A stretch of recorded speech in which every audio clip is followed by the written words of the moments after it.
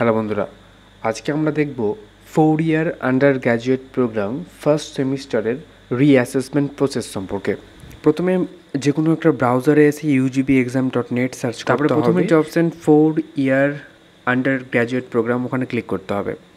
সেখানে ক্লিক করার পরেই নতুন একটা পেজ ওপেন হবে, যেখানে তুমি যে সেমিস্টারের জন্য অ্যাপ্লাই করতে চাচ্ছ সেই সেমিস্টার তুমি সিলেক্ট করবে। যেহেতু আমি ফার্স্ট সেমিস্টারের জন্য করব, সেহেতু আমি ফার্স্ট সেমিস্টার উপরে ক্লিক করার পরে দ্বিতীয় নম্বর অপশান দেখতে পাচ্ছি ক্যান্ডিডেটের উপরে ক্লিক করব। তারপরে থার্ড নম্বর অপশান দেখতে পাচ্ছি PPR এবং PPS, সেখানে আমরা ক্লিক করব।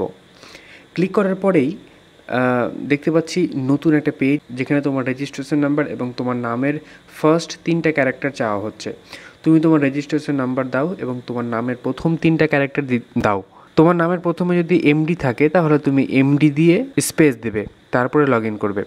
স্ক্রিনে সাবজেক্ট, কোর্স, প্র্যাকটিক্যাল নাকি থিওরির জন্য তুমি রিঅ্যাসেসমেন্ট করতে যাচ্ছ সেটা দেখতে পাচ্ছ।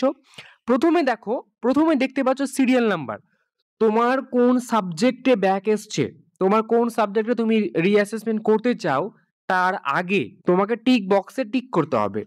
যেমন আমি আমার স্ক্রিনে দেখাচ্ছি DC7 যেটা 3 নম্বর আছে, তোমাকে 3 নম্বরে টিক করে প্র্যাকটিক্যাল নাকি থিওরির জন্য তুমি করতে যাও।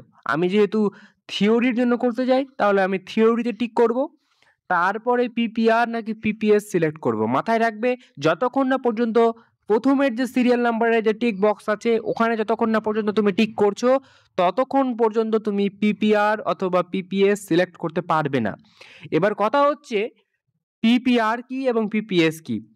PPS মানে হচ্ছে তোমাদের খাতা দেখা হয়ে গেছে, যদি এমন মনে হয় যে তোমার নাম্বারিং কাউন্ট করতে ভুল হয়েছে, খাতা দেখা হয়ে গেছে এবং তোমার নাম্বার যোগ করতে ভুল হয়েছে, তাহলে তুমি PPS সিলেক্ট করবে।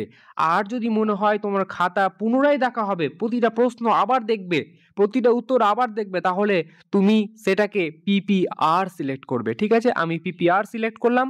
PPR সিলেক্ট করার পরে তুমি নিচে সাবমিট বাটন দেখতে পাচ্ছ, তুমি নিচে সাবমিট বাটনে ক্লিক করো।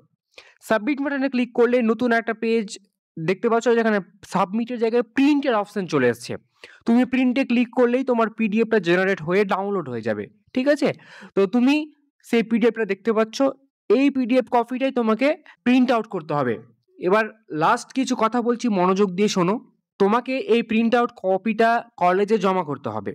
ঠিক আছে, এই প্রিন্ট আউট কপি জমা করতে হবে এবং পার সাবজেক্ট 100 টাকা ফি এবং 10 টাকা প্রসেসিং ফি।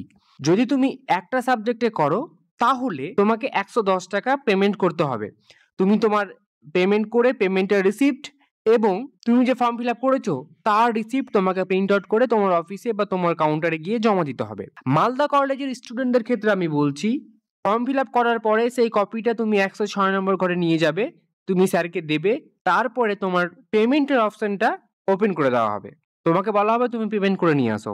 তুমি ERP লগ ইন করে তুমি পেমেন্ট করবে এবং পেমেন্টের রিসিপ্ট কপি, পেমেন্টের প্রিন্ট আউট এবং ফর্ম ফিল আপের যে প্রিন্ট আউট ছিল সেটা দুটো একসাথে অফিসে জমা দিবে, তাহলে তোমার কাজ হয়ে গেল। এই ছিল ছোট্ট একটা ভিডিওটি কেমন লাগলো অবশ্যই তুমি কমেন্ট করে জানাও। যদি এমন কোনো বন্ধু থাকে যার রিঅ্যাসেসমেন্ট করা প্রয়োজন, তাকে অবশ্যই তুমি ভিডিওটি শেয়ার করো। দেখা হচ্ছে পরের কোনো ভিডিওতে নতুন কিছুর সাথে। Thank you so much for watching this video.